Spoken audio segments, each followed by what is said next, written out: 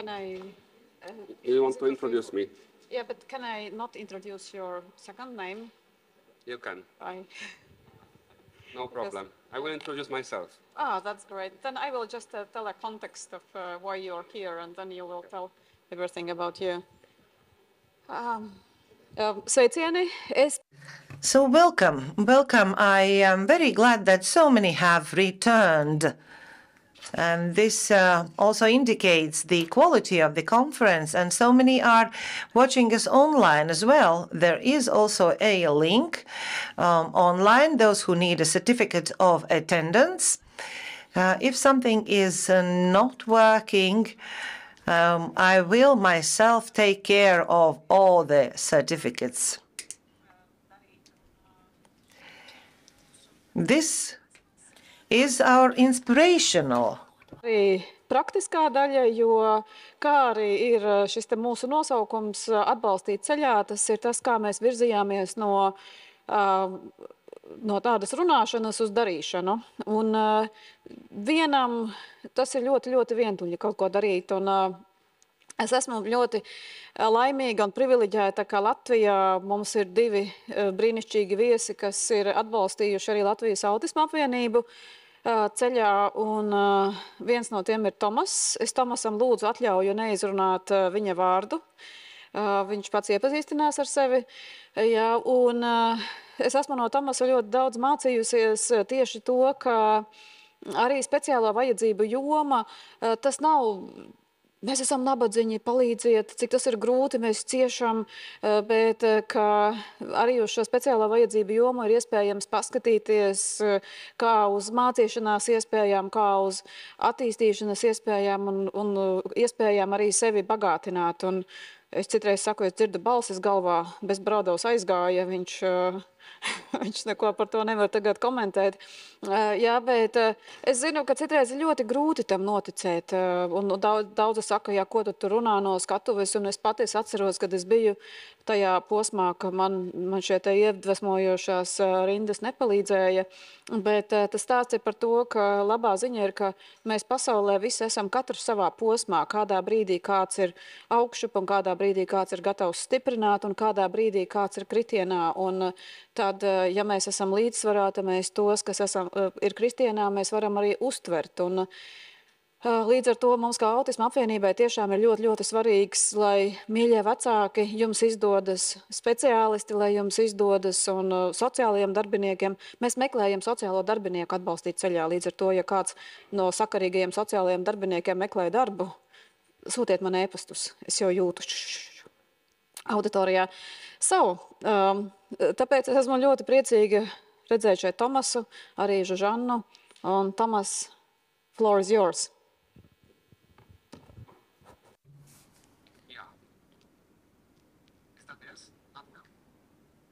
Latviski jā ir jā.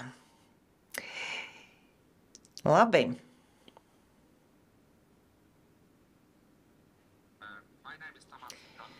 Mans vārds ir Tomas Mihailovics.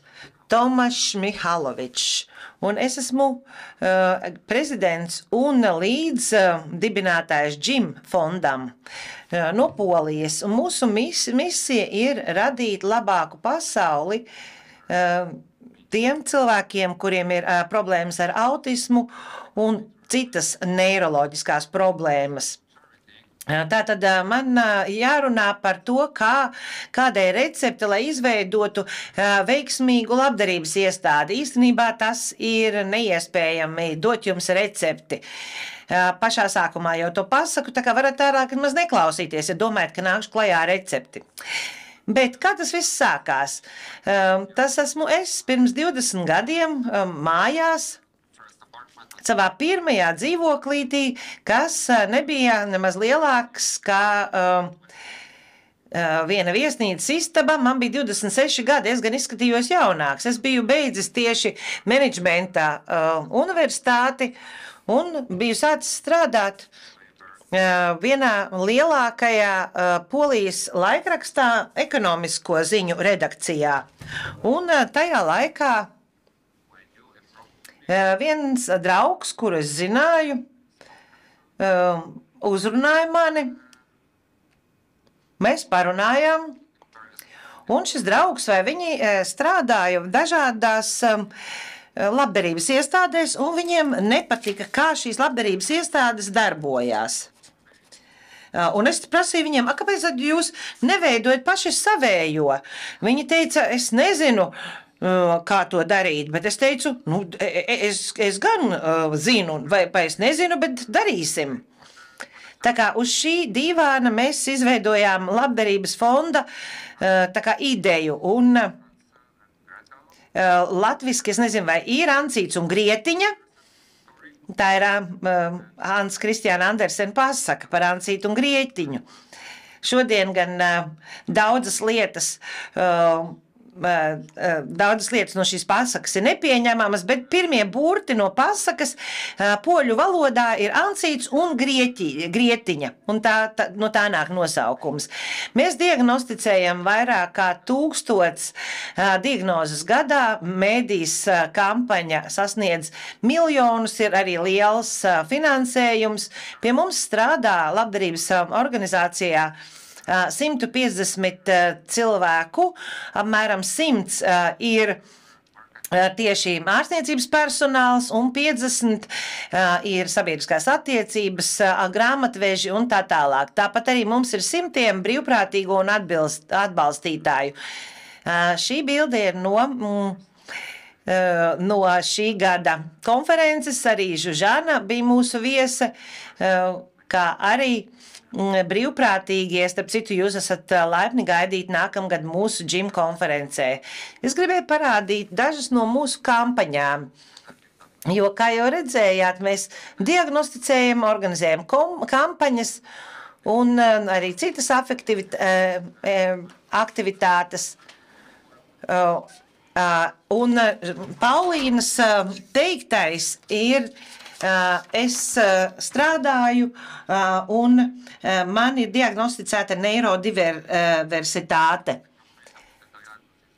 Un šī ir kampaņa no tā, ka sievietes mazāk tiek diagnosticētas vai nepareizi tiek diagnosticētas. Un šī ir šī gada kampaņa, ka Ziemassvētki ir ikvienam. Ziemassvētki domāti ikvienam. Man ir jautājums jums.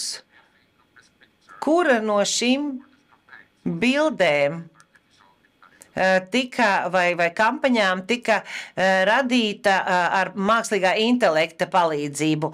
Žužana, nesaki neko, jo tu zini. Tā ir šī kampaņa. Šī bilde, to radīja mākslīgais intelekts. Un man liekas, ka tā ir viena no labākajām, jo šai kampaņai arī ir bijuši brīnišķīgi rezultāti. Varbūt es jums neteicu, es runāju latviski nedaudz, un es arī ieskaņoju jums nelielu video. Varam pastīties, kā mums darbojās.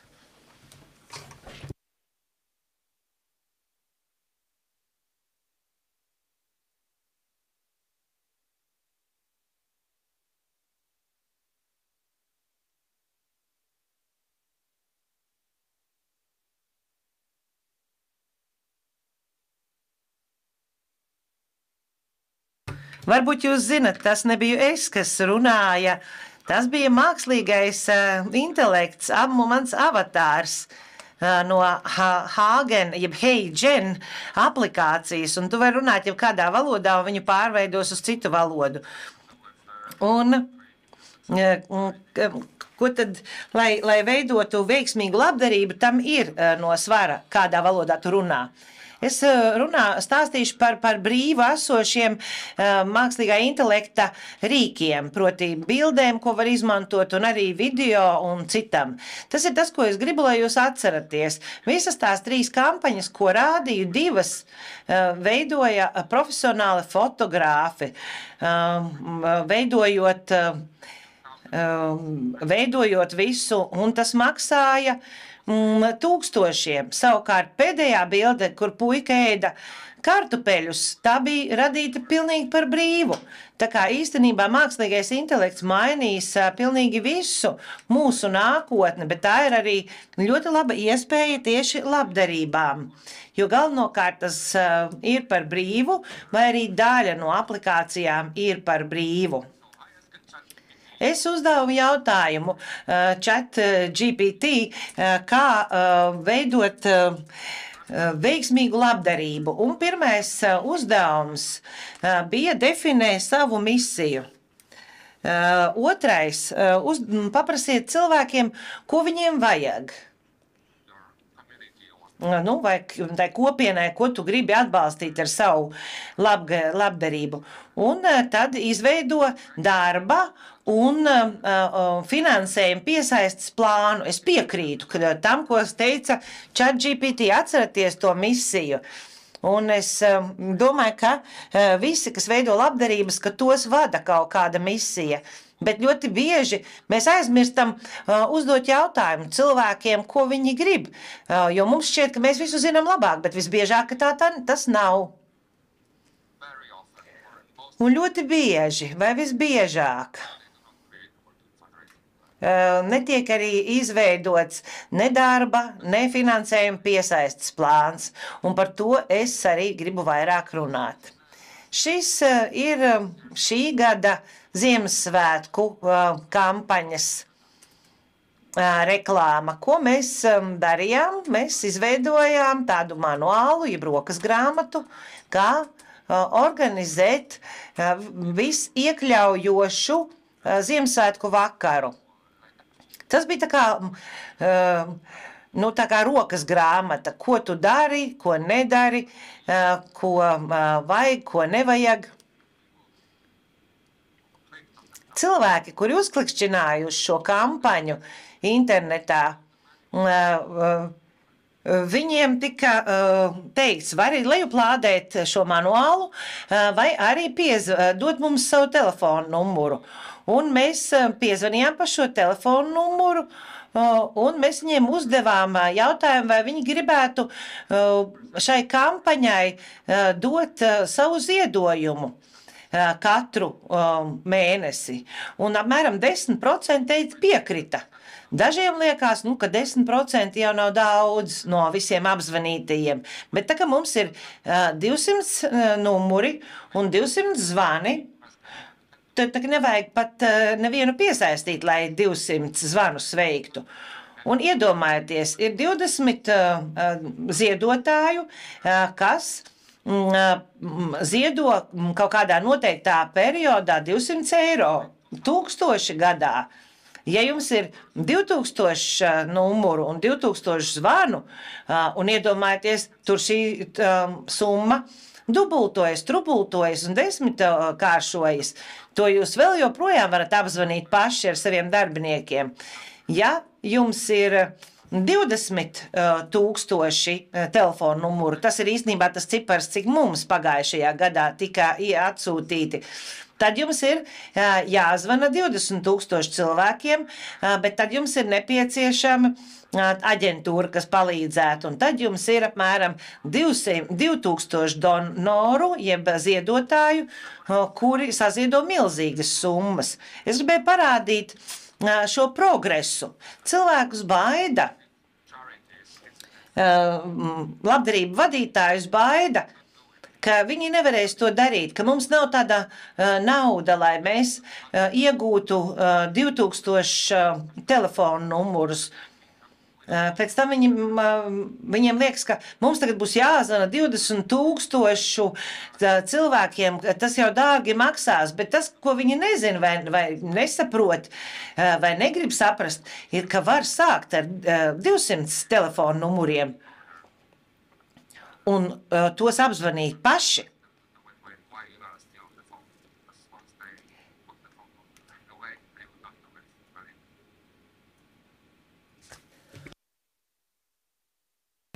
Ko es gribēju teikt? Gan drīz jau mans runāšanas laiks ir iztecējis, bet iedomājieties, ja šis 26-gadīgais gurķis to varēja izdarīt, tad ik viens no jums to var izdarīt. Un gribu teikt, ka jūs varat apmeklēt vairākas konferences, proti labdarības konference Amsterdamā. Tur tās gan ir ļoti dārga konference. Manuprāt, 1000 mārciņas dalība šajā konferencē, kā piesaistīt finansējumu, bet tur ir ļoti daudz un ļoti labi eksperti. Un šī gada IFC kongresa misiju ir mainīt mūsu planētu par humānāku un vienlīdzīgāku vietu. Cilvēki šajā konferencē piesaista un ziedo naudu, bet tas ir viss vienam noteiktam mērķim. Ir vēl viena konference. Šī ir Centrālās Austruma Eiropas konference Bratislavā, kas notiek. Puse no runātājiem ir no Amsterdamas, un tas maksā kaut 10 reizes lētāk. Tā kā tur gan var piedalīties ik viens. Tas ir pa kabatai ik vienam, un šis ir mans LinkedIn profils. Ja jūs vēlaties man piesakot, pievienot mani, es būšu ļoti priecīgs. Atgriežoties pie galvenās tēmas, proti, kā organizēt veiksmīgu labdarību, esiet drosmīgi un esiet atvērti jaunām lietām. Tieši tādēļ es arī pieminēju mākslīgo intelektu. Esiet atvērti visam jaunajam un nevajag jau visu uzreiz zināt un izprast. Es taču iekļāvos laikā, vai ne?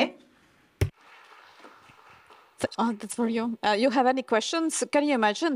Vai ir kādi jautājumi? Iedomājieties, Tomas ir atbraucis šeit, lai uzstātos ar 15 minūšu prezentāciju. Es tiešām novērtēju, ka jūs esat šeit, un es domāju, ka jūs sapratāt, kāpēc tas ir svarīgi. Un es tiešām to novērtēju, jo es zinu, cik aizņemts jūs esat, un jums ir tik daudz lietas darāmas, un mēs tiešām jūtamies izredzēti. Tomas rīt šeit nebūs, varbūt būs, bet tomēr iespējams, ka nē. Kamēr jūs vēl redzat viņu, uzdodiet viņam jautājumus, jo es esmu tik daudz uzzinājusi, tik daudz materiāls no viņa esmu lasījusi, un mēs apspriežam to reizēm. Un tā ir tiešām filozofija, no kuras ir vērts mācīties, un paldies, ka iedvesmojāt mūs. Un ceru, ka mēs visi paņemsim vērtīgo no jums. Man būs zemāka līmeņa ChatGPT seminārs šodien, bet tas ir tas ceļš, pa kuru virzamies. Un tagad, Jūzan, mēs esam priecīgi redzēt jūs šeit. Šis ir otrais vārds, ko man ir bail izrunāt skaļi. Žožana ir, es pat nezinu, kā pareizās pateikt, tāds kā elks, pat es tik daudz esmu no tevis mācījusies visu šo gadu laikā, un es esmu ļoti laimīga redzēt jūs šeit. Jā, viņi pati pastāstīs, kas viņi ir, bet ja viņi visu nepapeiks, tad es pēc tam vēl papildināšu. Paldies, ka esat šeit. Un jūs uzsāksiet ļoti interesantu tēmu, ļoti svarīgu tēmu, neirodiversitāti, kāpēc ir svarīgi raudzīties ne tikai uz autismu, bet raudzīties uz to plašāk un saglabāt atvērtību. Paldies! Jā, es esmu Žana Silvašī, bet jums nav jāmācās, kā to izrunāt. Mani sauc arī par Sūzanu, un es to akceptēju. Es šeit pati esmu tā kā nobijusies, jo man ir tāda kā sajūta, ka es šeit nepiederu. Es neesmu pētniece, es neesmu praktiķis. Es tā kā vairāk šo te aizstāvības, pārstāvības darbu veicu. Un es esmu arī mamma pieaugušajiem ar autismu, un pirms tam es biju inženiere, bet es pilnībā mainīju savu nodarbošanos savu dēlu dēļ. Manam dēlam šobrīd jau ir 26 gadi. Līga man lūdza sagatavot prezentāciju, kas ir revolucionāra, un arī runāt par to, kā veidot nākotni. Un, te es gandrīz vai kā tāda pareģotāja jūtos. Nevaru pateikt, kāda būs nākotne, bet varbūt sākumā mums vajadzētu zināt, kas ir neirodiversitāte. Neirodiversitāte ir jēdziens, ko pirmoreiz izmantoja Judija Zinger 97. gadā. Viņa ir socioloģe, un viņai ir šis spektrs, un viņas stāstu jau ir stāstījuši daudzi mani kolēģi.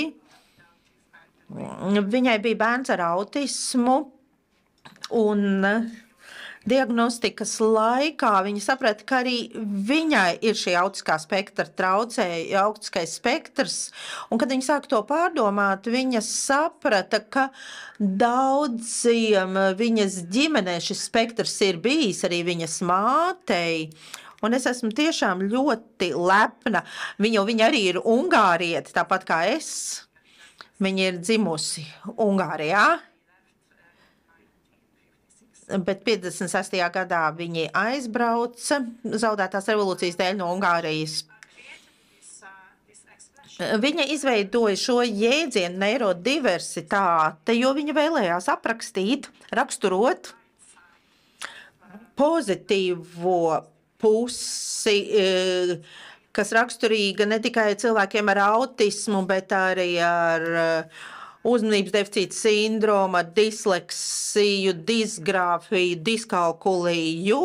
Viņa vēlējās izdzēst šos aizspriedumus un stigmas. Un arī Tomas to teica jau pašā sākumā savā prezentācijā, proti, ka visi prāti ir lieliski. Visam cilvēcem tikai gūs labumu, ja mēs izmantosim visus prātus, un nav svarīgi, ka mēs domājam atšķirīgi, ka kāds domā atšķirīgi. Mans jautājums ir, kāpēc mums vienkārši ir jājautā, kā veidot nākotni neirodiversiem cilvēkiem? Mums nav jāveido viņiem nākotne, jo šie cilvēki ir starp mums.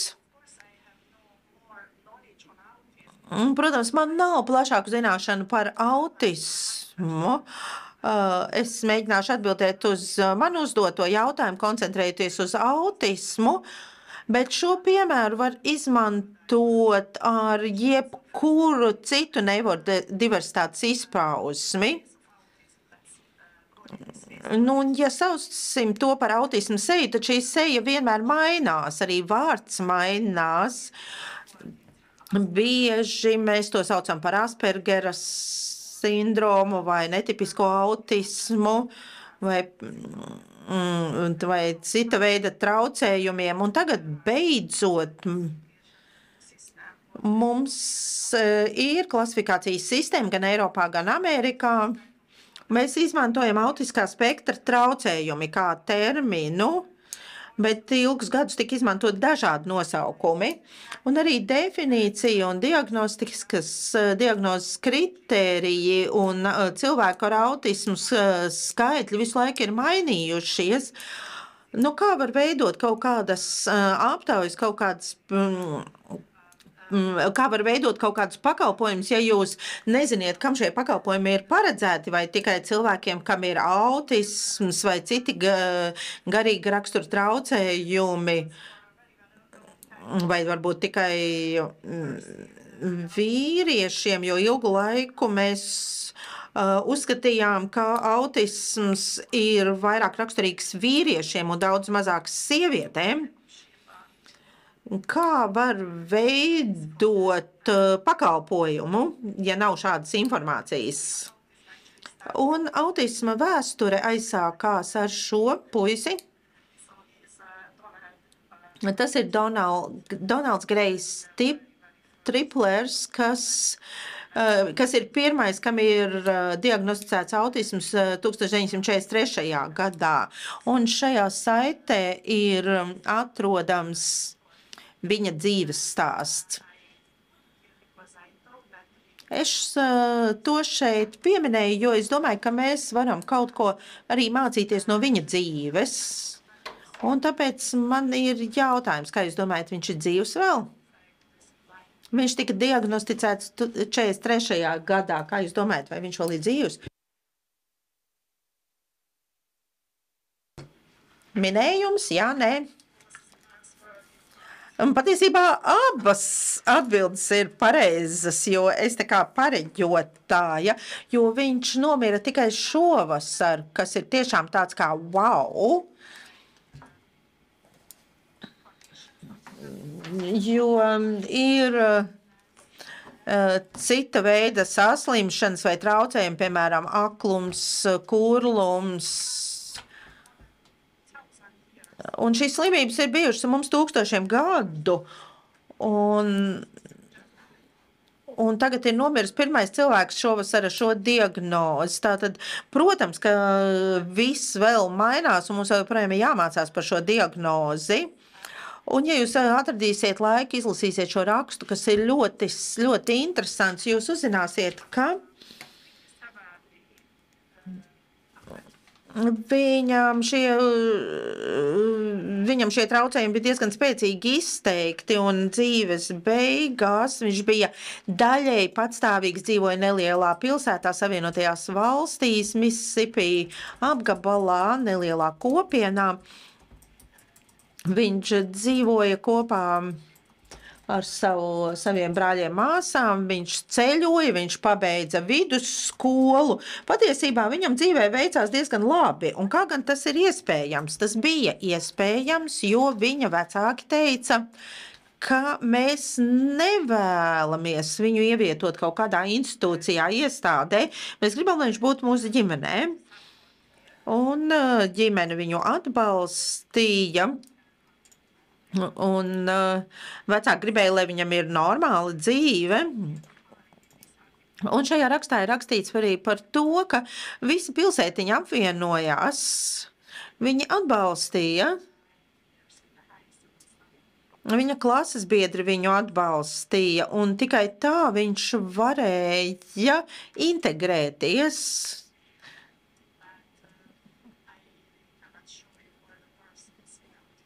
Es nevaru parādīt jums visus cilvēkus ar autismu, bet varu pastāstīt savu stāstu, kas aizsākās ģimenes fermā.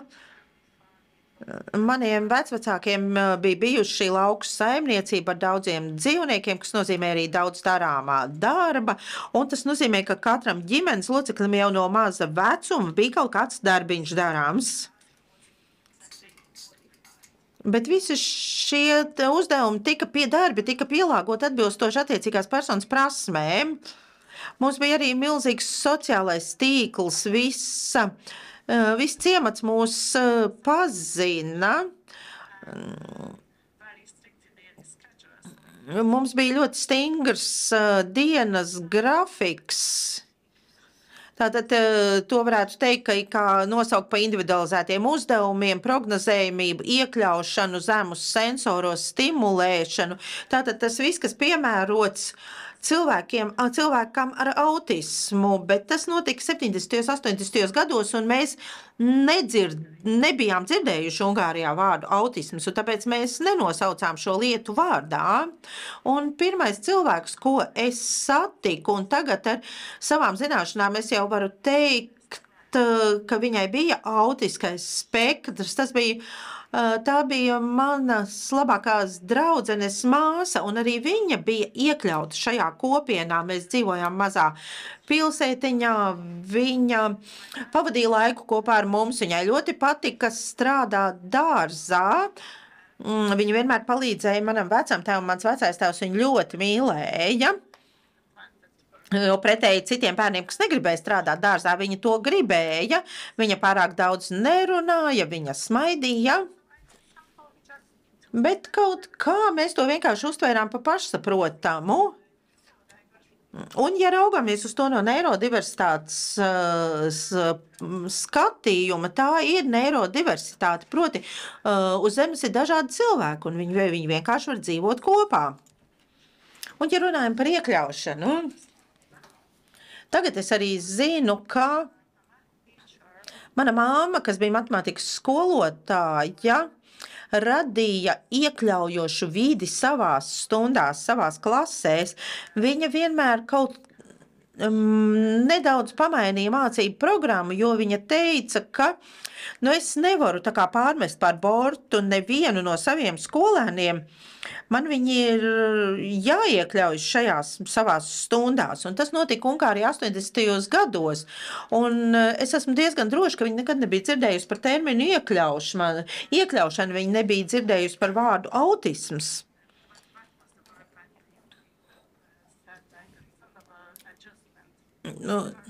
Viņi nekad nebija dzirdējusi par šo saprātīgo pielāgošanos. Bet tas ir tas, ko viņa darīja. Jā, taisnība, ka klases bija mazākas, un iespējams arī dzīves ritms bija lēnāks. Un tad es vidusskolā satiku kādu puisi, kam bija autiskais spektrs. Vēl joprojām tajā laikā, 80. gados, šī diagnoze netika uzstādīta. Pirmā reize, kad mēs dzirdējām vārdu autisms Ungārijā, tas bija 89. gadā. Tas bija laiks, kad Ungārijā tika izveidots pirmais autisma fonds, tātad manos vidusskolas laikos neviens vēl nezināja, kas ir autisms, bet es esmu droša, ka man bija klases biedri ar autisko spektru. Un es šo puisi satiku pagājušajā gadu, un es pieņēmu viņu darbā. Tajā laikā es strādāju milzīgā institucionalizācijas projektā, valsts projektā.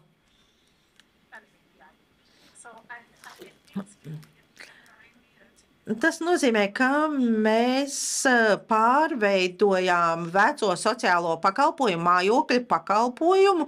Es esmu droša, ka šāds pakalpojums Austrum Eiropā ir bijis visur, un mēs sākām pārveidot šo pakalpojumu.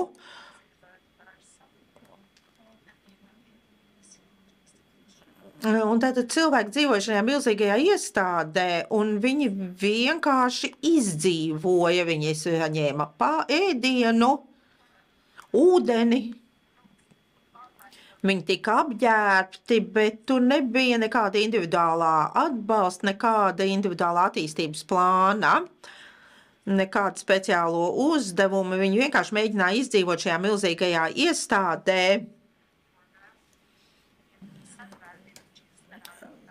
Un tas bija vairākos,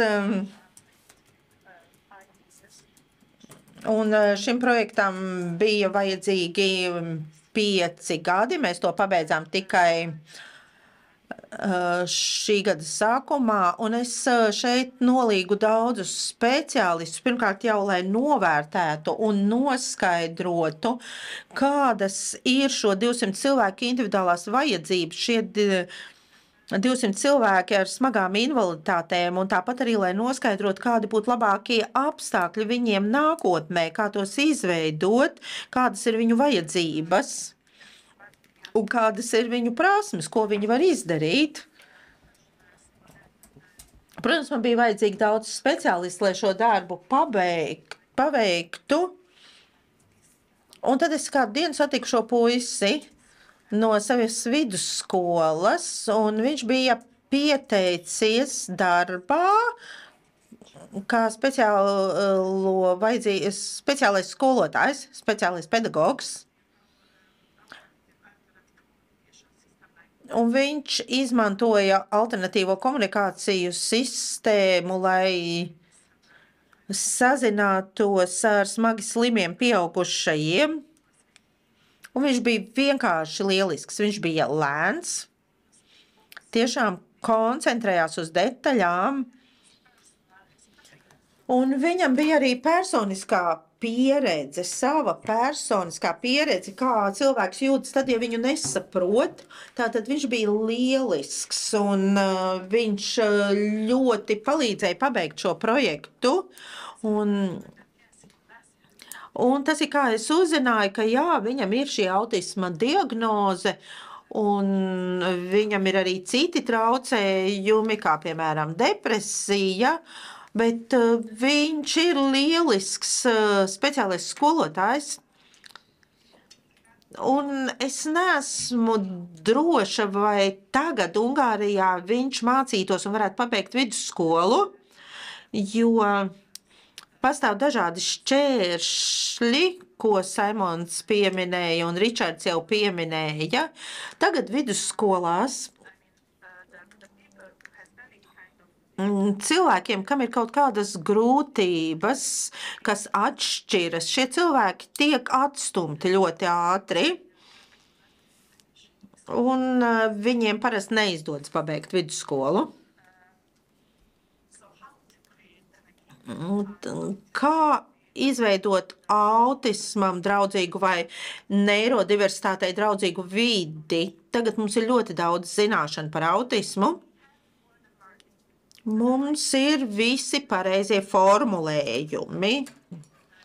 Mums ir validēti diagnostikas instrumenti, arī pieaugušajiem. Mums ir daudz dažādu vādlīniju, gan nacionālo, gan starptautisko, kā ko darīt, bet mēs joprojām to nedarām.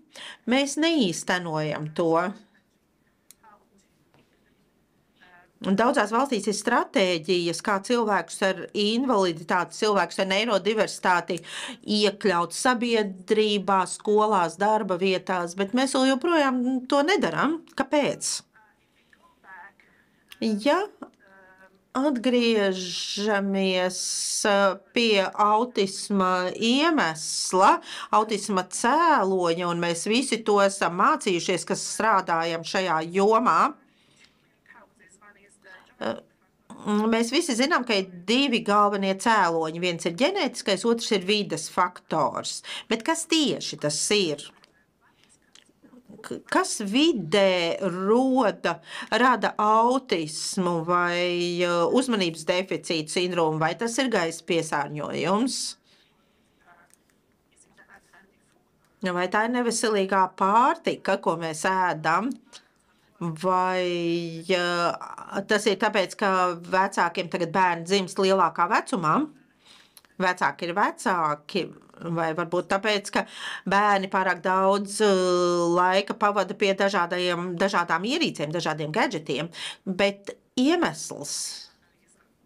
Mēs esam tas iemesls, mēs esam tas cēlonis.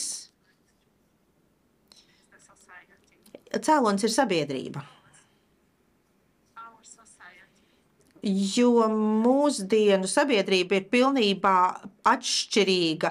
Ja salīdzinu ar savu vecvecāku vai pat vecāku dzīvi, dzīves ritms ir tik ļoti ātrs, viss vienmēr mainās, nekas nav prognozējums. Komunikācija ir profesija.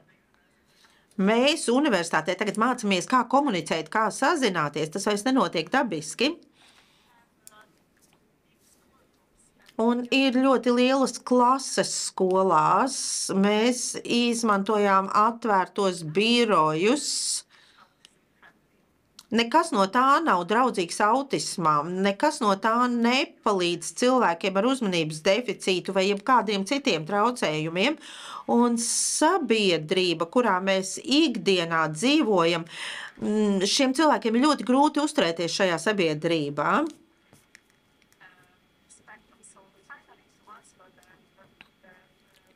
Un visbeidzot, lai atbildētu uz sākotnējo jautājumu, kā veidot nākotnes pakalpojumus, tas ir tad kā atgriešanās nākotnē, vai mums vajadzētu atgriezties pie dzīves fermā, lauksaimniecībā, bet, protams, ka nē, jo tas nav iespējams pagriezt laiku atpakaļ. Bet varbūt mums vajadzētu izmantot visas tās zināšanas, kas cilvēkiem ir bijušas, šīs dabiskās zināšanas, Un dabiskās zināšanas ir struktūra, prognozējumība gan laikā, gan telpā. Arī koncentrēšanās uz individuālām vajadzībām, pārstimulēšanas mazināšana, pacietība. Bet tā ziņa, ko es jums šodien gribētu nodot, tas ir vidū, proti koncentrēšanās uz personas vajadzībām. Katrs runātājs to pateica kaut kā citādāk. Nav risinājumu, kas ir labs visiem, kas der visiem.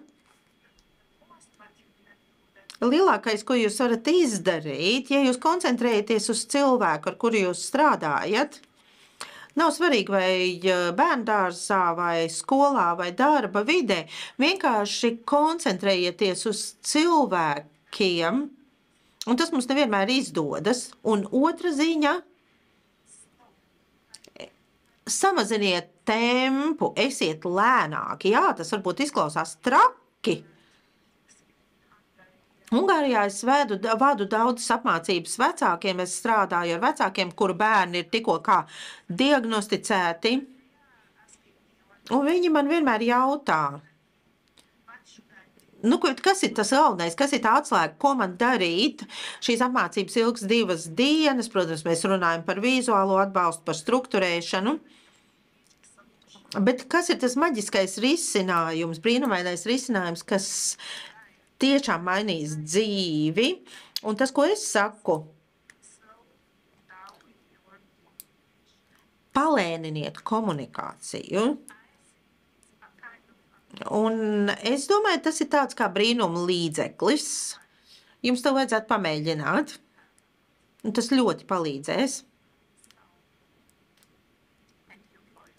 Un paldies par uzmanību.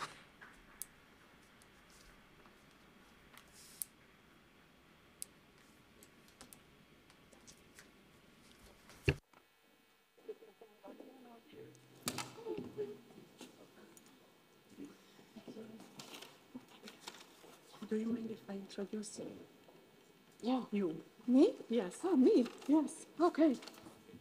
And now I am taking the other job. Now I will be your Un tagad es uzņemšos vēl vienu darbu. Es gribu būt moderators un pieteikšu Līgu, jo viņa pati sev nevar pieteikt.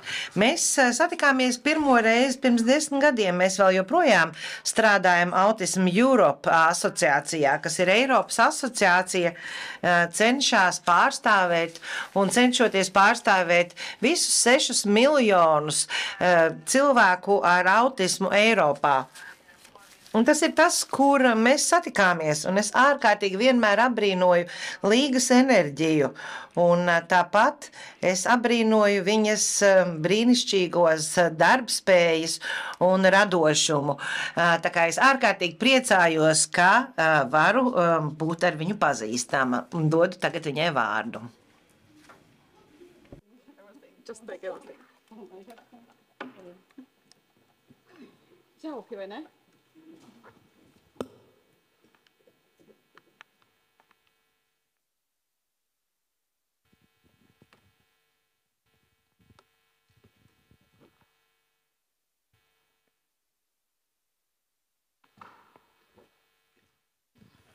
Tā, paldies. Pagaidīšu, kad parādīsies mana prezentācija. Tas, parādījās, tas ir tik ātri un tik jauki. Paldies, jūtat enerģiju telpā, vai ne?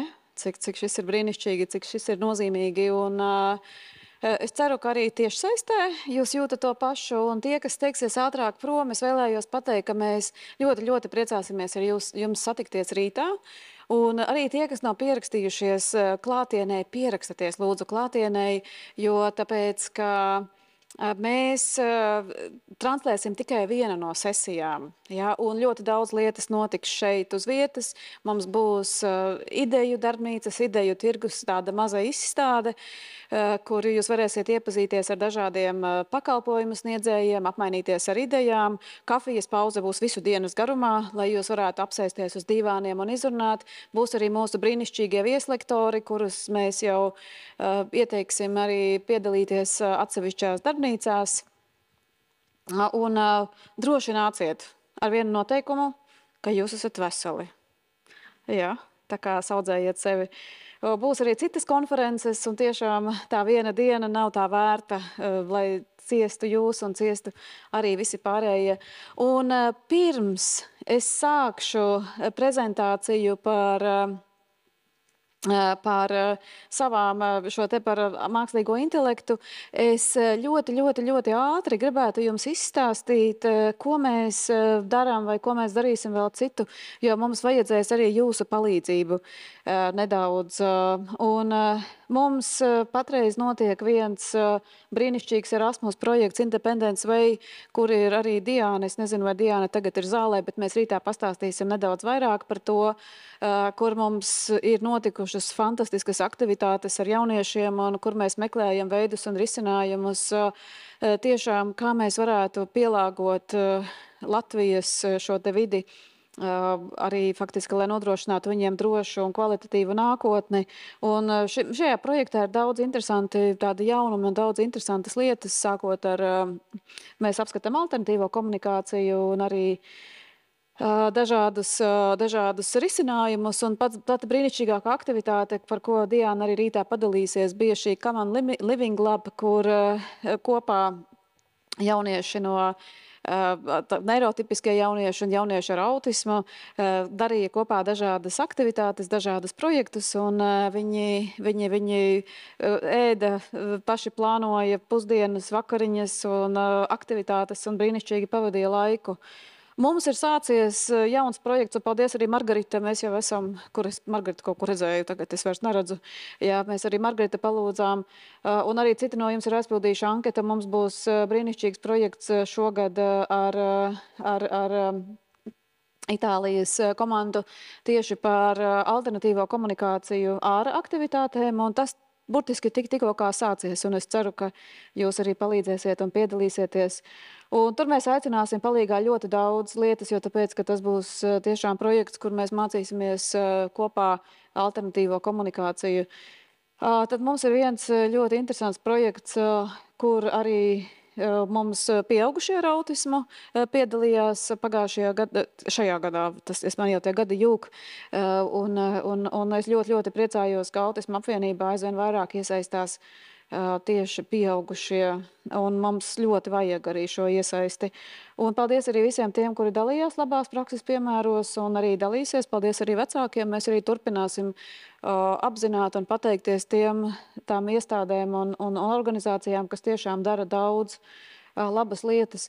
Un tad mums ir 2 super sarežģīti projekti, kas ir saistīti arī ar darba tirgu, un viņi ir vairāk orientēti tieši uz darba vides sagatavošanu, uz darba devēju informēšanu, jo līdzīgi tāpatās, kā mēs redzam, ka notiek bullyings pret bērniem ar autismu skolās, tas pats arī notiek darba vidē. Un arī mūsu mērķa auditorija citreiz arī nav tā pieklājīgākā vispār, ja mēs atklāti runājam jau. Un tad tā kā prasmes ir jāmācās abām pusēm, un bieži vien tas ir tiešām jautājums par izpratni un prasmēm. Un tātad šajā gadījumā nākamajā gadā mēs izstrādāsim tieši apmācību programmu darba devējiem, un mums jau ir darba devēji uzrunāti, un pirmā tikšanās mums būs pirmdien, un es ļoti ceru, ka mums labi klāsies. Jo ir faktiski 2 projekti vajadzīgi. Ļoti daudz projekti par to, kā iekārtot pieaugušos ar autismu darbā, bet ir ļoti maz projekti, kā atbalstīt viņus darbā un kā viņiem palīdzēt noturēties darbā. Un tās ir 2 dažādas pasaules. Un šis ir projekts, ar ko es esmu pati ļoti lepna. Mēs arī spēļojam darba vidi, un tas ir tieši arī, lai palīdzētu bērniem, jauniešiem ar pieaugušajiem darboties darba vidē bez vardarbības. Un mēs izstrādājam galda spēles, esmu bezgalīgi lepna par to. Man patīk spēles, jūs varbūt esat pamanījuši kāds to. Un mēs esam izstrādājuši gan lielisku galda spēli, gan mēs esam izstrādājuši arī digitālo spēli. Un tur arī ir palīdzējuši mūsu jaunieši un pieaugušie ar autismu. Un ar to es arī priecājos, ka mums izdodas iesaistīt aizvien vairāk. Un, mīļie vecāki, arī pedagogi, jūs redzat, ka mēs ļoti bieži Autisms LV lapā izsludinām, aicinām pieteikties, sākas kāds projekts, un, protams, ka pieteikumi nāk ļoti daudz, un citreiz tā liekas, kāpēc man aizpildīt to kārtējo pētījumu, vai kāpēc man aizpildīt to un to, bet neskatoties uz to, ka šie projektiņi ir maziņi, tomēr 1, 2, 3 ģimenēm izdodas kaut kur tik tālāk, aizvirzīties tālāk un palīdzēt daudz labāk. Nu, lūk tā. Un tad mums sāksies vēl viens projekts Perspektīva, arī tieši pieaugušajiem ar autismu. Mēs vēl nezinām, kas tajā būs jādara, atklāt sakot. Bet mēs esam tur kopā arī ar Žužannu, un tad mēs pastāstīsim, kā mums būs klājies. Lūk tā bija tāda mazā reklāmas pauze par to, kā mums iet, un lūdzu atsaucieties, esam kopā, un tas viss ir jums, un tas viss ir kopā ar jums, un tas arī palīdz mums būt stipriem.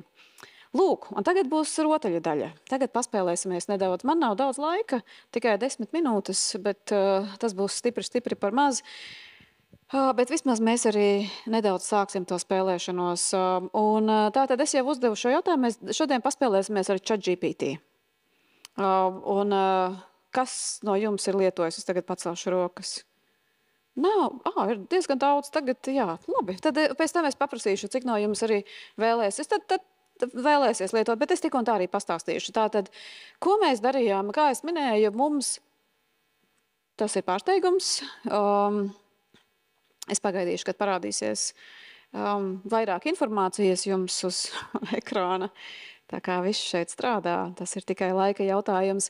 Tātad, kā es arī minēju, projektā Atbalstīt ceļā ietvaros, mēs saskārāmies ar to, ka ļoti daudziem vecākiem ir ļoti daudz, tas vēl nav, tas būs, jā, ļoti daudz resursi, ļoti daudz zināšanas, un mēs bijām pārsteigti, cik daudzi cilvēki paliek ārpus darba, cik daudzi cilvēki, ir ļoti gudri cilvēki, nestrādā, cik faktiski ļoti daudz vecāki, kuriem būtu iespēja strādāt, viņi ir pilnīgi palikuši ārpus darba tirgus, jo tāpēc, ka šos vecākus nevēlas, mēs pārbaudījām pirms tam, vai visi strādāja, nevēlas pieņemt darbā uz daļēju laiku, jūs to zinat, jā, un nevēlas pieņemt darbā uz dažām stundām. Jā, paldies, lai viņš šit arī paliek, neliec uz liela ekrāna nemaz.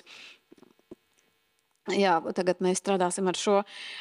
Un līdz ar to mēs meklējam iespējas, kā vecāki paši varētu kaut ko radīt, kā vecāki paši varētu veidot savu dzīvi efektīvāku. Un līdz ar to tad es parādīšu dažus piemērus, ko mēs esam darījuši. Tie, kas lieto ChatGPT, visticamāk, jums tas nebūs nekas jauns, bet pārējiem arī tas varētu būt kas jauns. Nu, lūk tā, kur es iedošu pirmo promptu, kad tātad prompts ir pieprasījums. Mēs varam ChatGPT, kurš arī tagad nomira šajā brīdī, iedot viņam pirmo tādu jautājumu, pirmo uzdevumu, ka tā kā izstāsti lūdzu, tātad vecākiem vai šai auditorijai, kas ir ChatGPT un kā tu ieteiktu strukturēt manu 20 minūšu prezentāciju. Faktiski tikai tās ir 7 minūtes palikušas. Internets pašlaik ir diezgan lēns, bet jūs apmēram arī varat redzēt, ja tā, ka faktiski tas, ko es arī minēju jau pieteikumā, ka šis te izmantojums ir ļoti plašs. Nu, lūk tā, viņš tagad ir rakstījis, ja, kā tātad, viņš tagad mēs varētu parunāt arī tālāk, ja, tātad, tas, ko viņš šajā gadījumā izdara, ja jums ir kaut kur jāsteidzās, piemēram, jums jādodas uz darba interviju vai jums vajag kaut ko paskaidrot, jūs varat izmantot ChatGPT kā ideju, kā strukturēt jūsu sarunu, kā strukturēt komunikāciju, lūk, ievads, iztirzājums un secinājumi. Tad mēs dodamies pie nākamā uzdevuma, un nākamais uzdevums būs sarežģītāks, un šis ir ļoti būtisks gan iekļaujošā jomā, gan kopumā, tūlītās es paņemšu jaunu čatu. Ja jūs lietojat daudz telefonu, jūs varat ierunāt ziņu, paskatieties, kā tas notiek, piemēram, es esmu vecāks bērnam ar autismu, kurās jomās tu kā mākslīgais intelekts vari palīdzēt.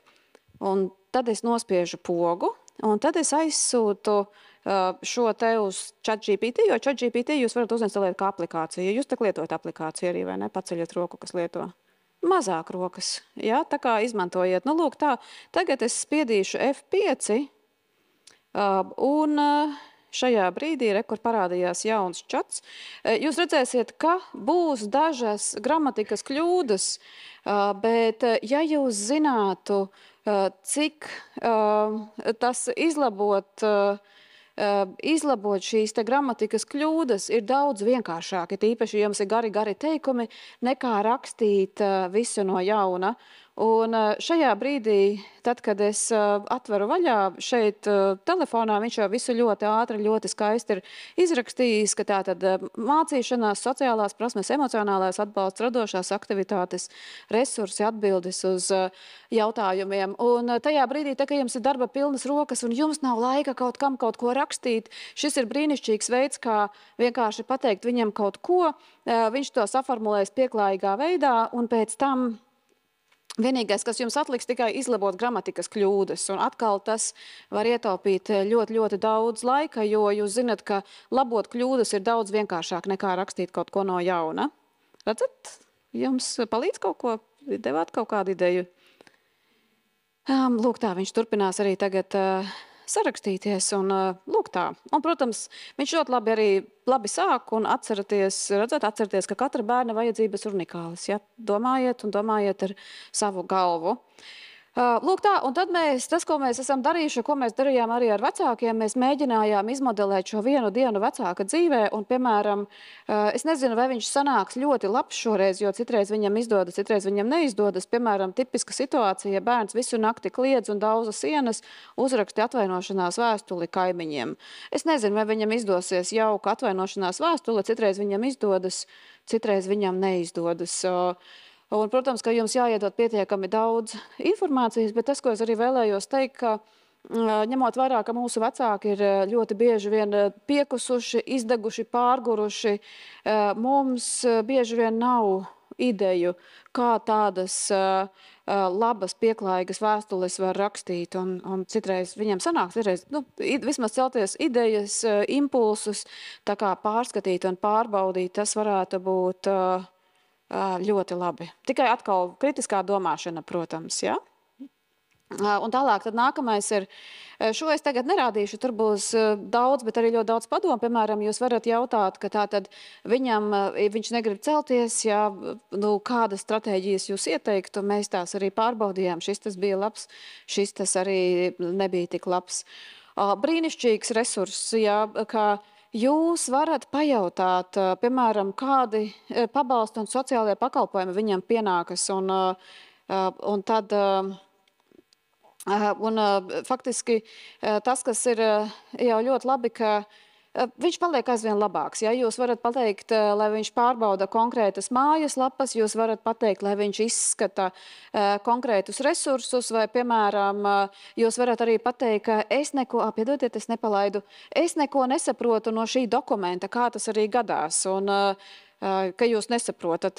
Iztulko lūdzu pastāsti, kas ir šis par dokumentu, ko viņš varētu izdarīt ļoti labi. Un tas, kā mēs arī testējām, te jūs varat paskatīties, tātad kur viņš jau aiziet uz Rīgas pašvaldību, un viņam vajadzētu arī aiziet uz Labklājības ministriju vispārībā, ja viņš dara kvalitatīvu šo te meklēšanu. Un tā kā LD Rīga LV viņš saprata, un ar LD Rīga LV man jau te cilvēki nervozi prasa, tie, kas ir meklējuši, mēģinājuši orientēties Labklājības departamenta mājaslapā, jūs zināt, cik tas ir grūti. Jā, es nezinu, vai mākslīgais intelekts tiek galā ar to uzdevumu labāk, bet es parasti padodos. Un es viņiem to saku jau 10 gadus, ka mēs nesaprotam jūsu lapu. Ja, un tad tādā gadījumā, kad es apjūku, tad mākslīgajam intelektam var uzdot uzdevumu, vai tu vari sameklēt, piemēram, visu informāciju tieši par ģimenes asistentu.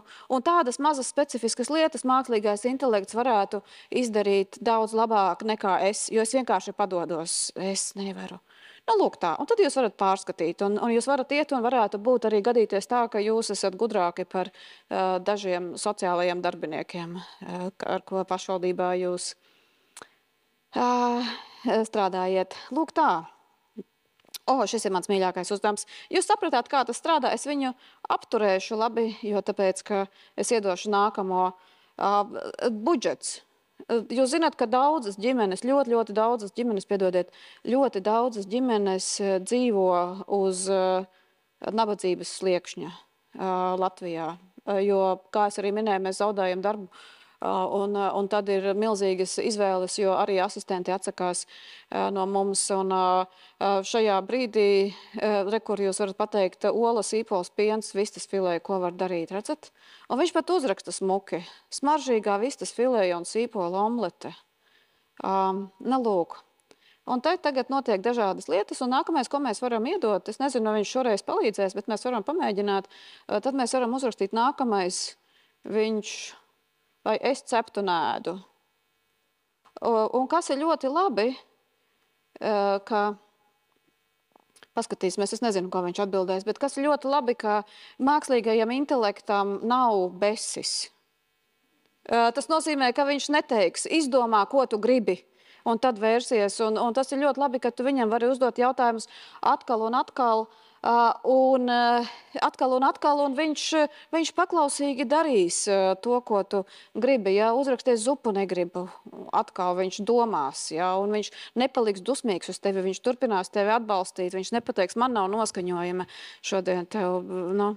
Un tas ir palīdzoši citreiz. Kā es teicu, ka tomēr ChatGPT viņš ir uztrenēts lietot tādu valodu, lai jūs arī justos emocionāli komfortabli.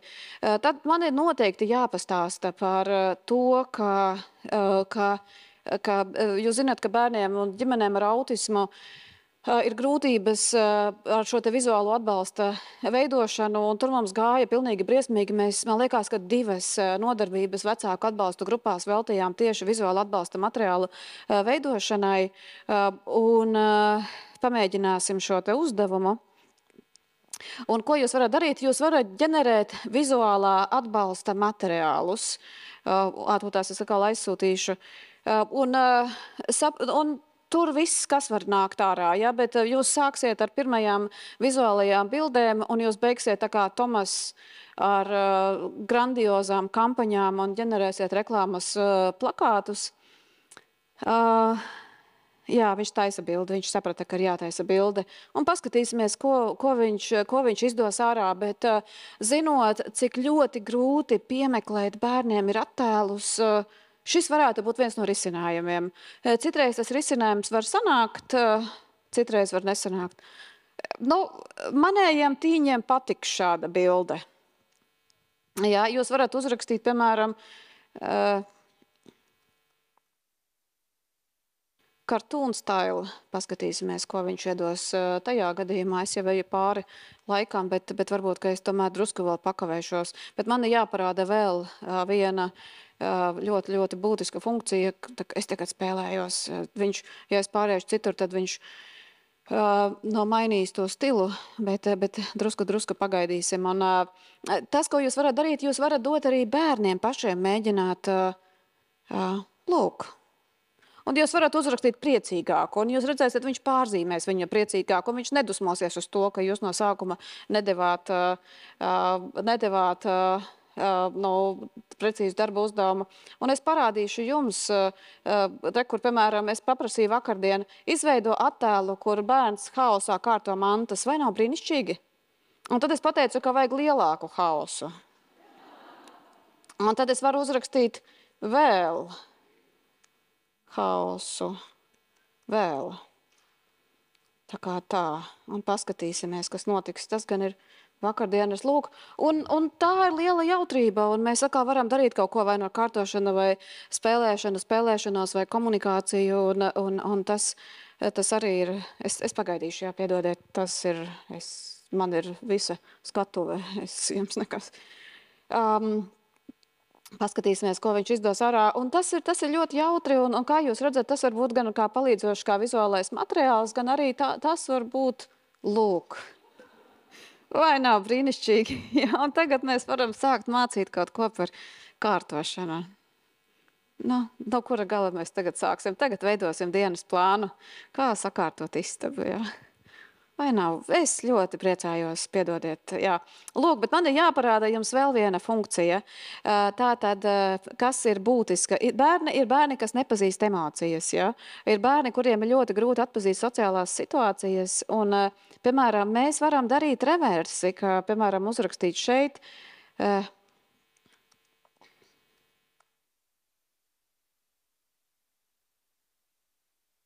Un mēs varam prasīt, lai mākslīgais intelekts analizē bildi.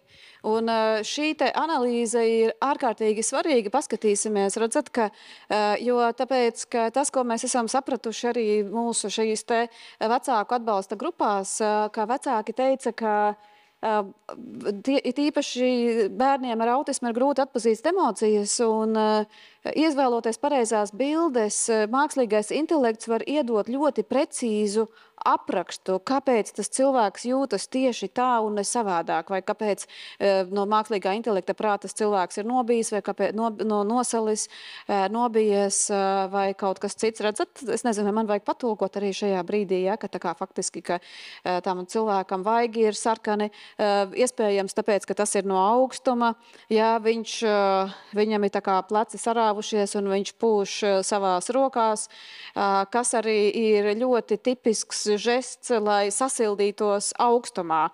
Un, kā jūs saprotat, šis ir tas, kā mēs arī ļoti bieži bērniem ar autismu skaidrojam, kāpēc tas cilvēks jūtas tieši tā un ne savādāk, un kā mēs viņiem arī mācam atpazīt sociālos signālus.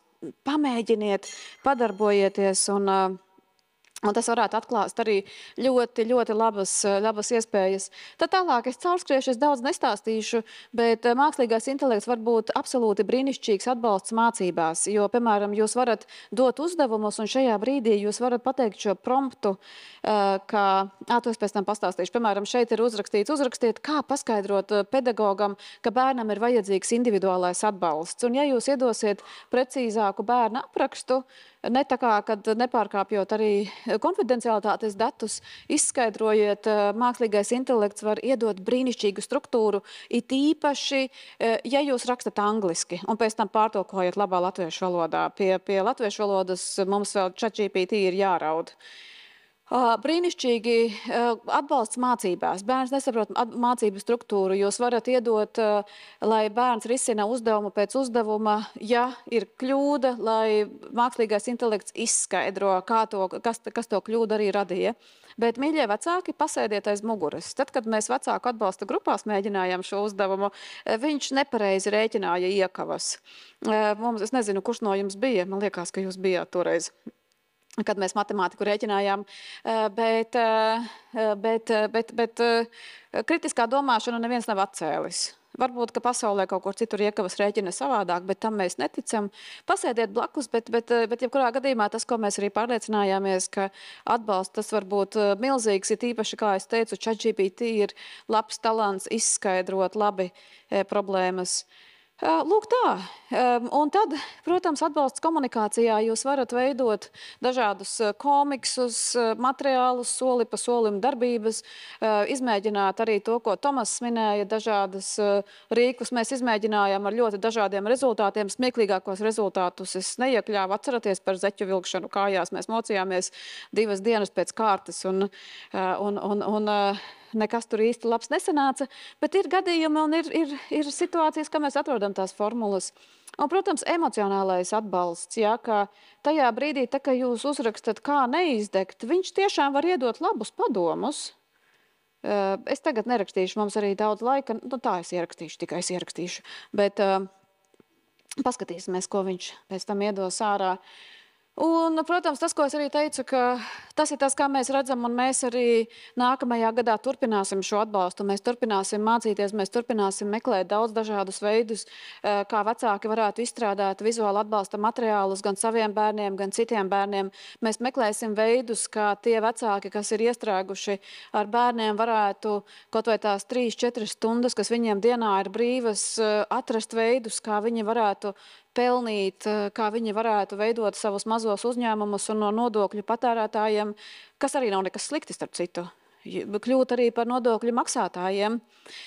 Bet, protams, pārbaudiet, neusticieties, prasiet, kā tu nonāci pie tās atbildes, jo tad, kad es viņam pajautāju, izpēti lūdzu autisma lapu un LM.gov.lv, kas ir atbalstīt ceļā, viņš pateica, ka atbalstīt ceļā ir projekts, kas ir domāts vientuļiem ceļiniekiem, kas ir noklīduši kaut kur ekskursijās, un tas viņiem sniedz tur tehnisko un juridisko atbalstu. Un, ko es ar to gribu teikt, ka ChatGPT tā briesmas ir tādas, ja viņš nezina, viņš nespēja pateikt, es nezinu. Viņš vienkārši saģenerēs kaut ko sarežģītu, nepareizu, un līdz ar to, kā attiecībās ar cilvēkiem, attiecībās ar valsti, attiecībās ar medijiem, mums ir jāsaglabā kritiskā domāšana un veselais saprāts. Un kā jūs saprotiet, tas, ko šodien mēs lietojām, tas palīdzēs ne tikai autismam, bet palīdzēs ikvienam. Un šī jau ir tāda viena no mūsu foršajām atsaucēm no paša projekta. Piedodiet, es uzlikšu. Jā, ir. Redzat, jā. Paskatieties. Un tas jau ir tas, kas mums nāca no vecāku atbalsta grupas par to, ka lūk, bērns jau ChatGPT prasa, ko darīt, ja nāk dusmas, un ko darīt, ja skolā apceļ. Un mācieties paši un māciet arī bērnus, un lai cik tas neizklausītos, un noteikti būs daudz kritiskas domas, kāpēc to ChatGPT neizmantot, un tām ir arī noteikta nozīme, bet reizēm tad, ja mums tā cita atbalsta nav, jā, tad labāk, tad, lai viņš parunājas ar ChatGPT, un ChatGPT nedos atbildi sit pretī. Lai gan pedagogi citreiz iedod, vecāki iedod tādu padomu, bet tur daudzos gadījumos tie padomi varētu būt daudz kvalitatīvāki nekā pieaugušie tos dod. Lūk, paldies! Tas ir no manas puses viss.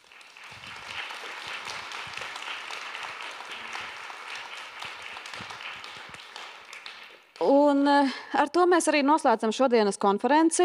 Paldies par pacietību, paldies visiem, kas palika šodien līdz galam, un es tiešām ceru, ka mēs satiksimies rītā praktiski darbnīcā, praktiski uz kafijas dzeršanu, ideju apmaiņu, lai katra nākamā konference un katrs nākamais notikums, ko mēs organizējam, būtu vēl spēcīgāks un palīdzošāks un atbalstošāks. Paldies par to, ko jūs darāt! Un, protams, paldies visai tehniskajai komandai Nacionālās bibliotekas un Dainim un visiem pārējiem, kas palīdz mums šeit ar visu, lai mēs redzētu, dzirdētu un saprastu.